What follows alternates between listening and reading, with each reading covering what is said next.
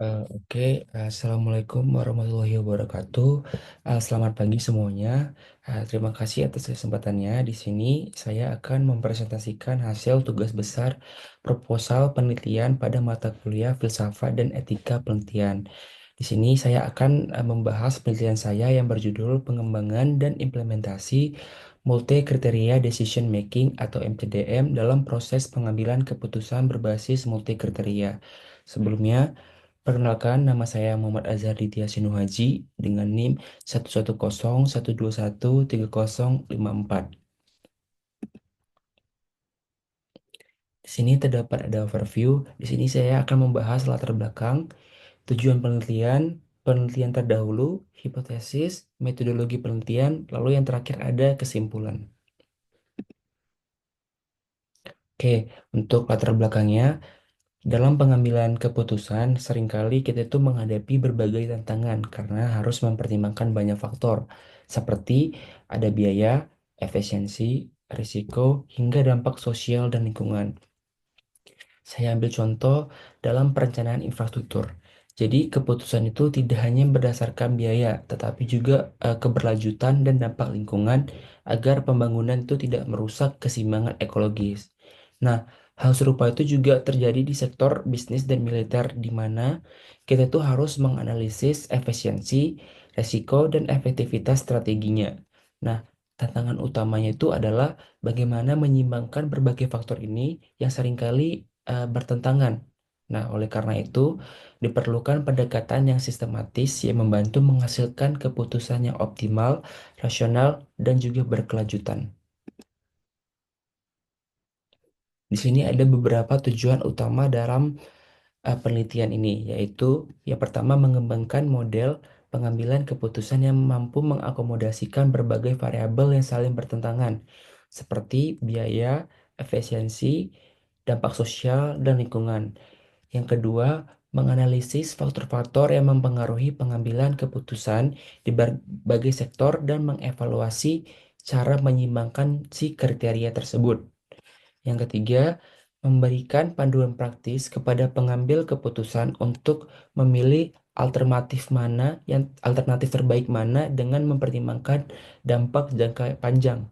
Yang keempat, menyusun rekomendasi untuk penerapan pendekatan ini, terutama dalam sektor infrastruktur, bisnis, dan militer.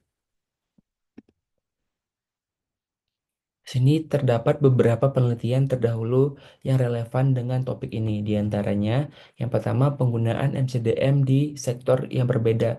Contohnya ada sektor bisnis, ada sektor infrastruktur. Pada sektor bisnis, evaluasi biaya dan risiko, dan sektor infrastruktur, efisiensi dan dampak lingkungan. Jadi, MCDM ini digunakan untuk mengevaluasi proyek berdasarkan kriteria seperti biaya risiko, efisiensi, dan dampak lingkungan. Yang kedua ada analitik hierarki proses atau AHP. Jadi, AHP ini sering digunakan untuk pengelolaan sumber daya, tetapi terbatas jika kriteria itu saling bergantung satu sama lain. Lalu yang ketiga ada fuzzy logic. Jadi pendekatan ini mengurangi subjektivitas dalam keputusan, terutama itu dalam sektor militer. Yang keempat ada metode hybrid MCDM. Jadi kombinasi metode seperti TOPSIS dan ELECTRE ini meningkatkan akurasi meskipun masih jarang diterapkan untuk keputusan dengan dampak yang panjang gitu, dampak jangka panjang. Lalu di sini terdapat hipotesis. Yang pertama itu ada hipotesis utama. Jadi hipotesis utama ini pendekatan yang mempertimbangkan banyak faktor akan menghasilkan keputusan yang efektif dan berkelanjutan di berbagai sektor lainnya. Yang kedua ada hipotesis pendukung. Jadi hipotesis pendukung ini adalah penggunaan model yang menggabungkan kriteria seperti biaya, efisiensi, dan dampak sosial dapat membantu memilih yang mana alternatif yang terbaik. Lalu yang ketiga ada hipotesis tambahan. Jadi hipotesis tambahan ini adalah dengan mempertimbangkan berbagai kriteria risiko dampak negatif yang dapat diminimalkan si risiko dampak negatif itu sehingga keputusan lebih bertanggung jawab dan lebih berkelanjutan. Lalu di sini penelitian ini akan dilakukan melalui beberapa tahapan. Yang pertama ada pengumpulan data. Jadi data itu dikumpulkan dari sektor infrastruktur, bisnis, dan militer melalui studi literatur, survei, dan terakhir ada wawancara. Yang kedua ada pemilihan metode MCDM.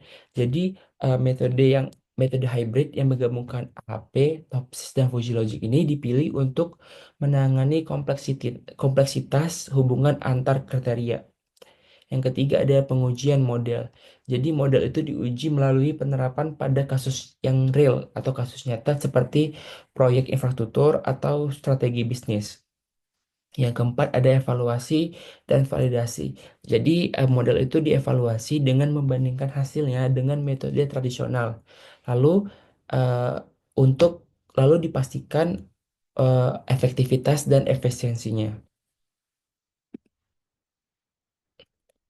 Yang terakhir ada kesimpulan. Jadi kesimpulan yang saya dapat, pengambilan keputusan yang melibatkan banyak kriteria memerlukan pendekatan yang sistematis untuk menyimbangkan faktor-faktor yang saling bertentangan. Nah, melalui penelitian ini disusun sebuah model yang dapat mengakomodasikan berbagai variabel seperti biaya, efisiensi, dampak sosial, dan lingkungan sehingga menghasilkan keputusan yang rasional dan optimal.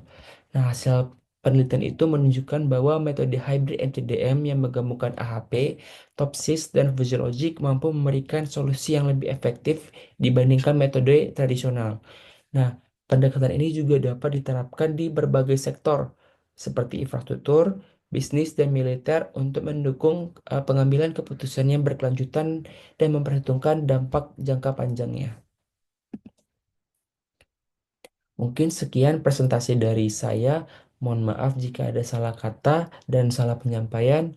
Kurang lebihnya saya maaf. Assalamualaikum warahmatullahi wabarakatuh.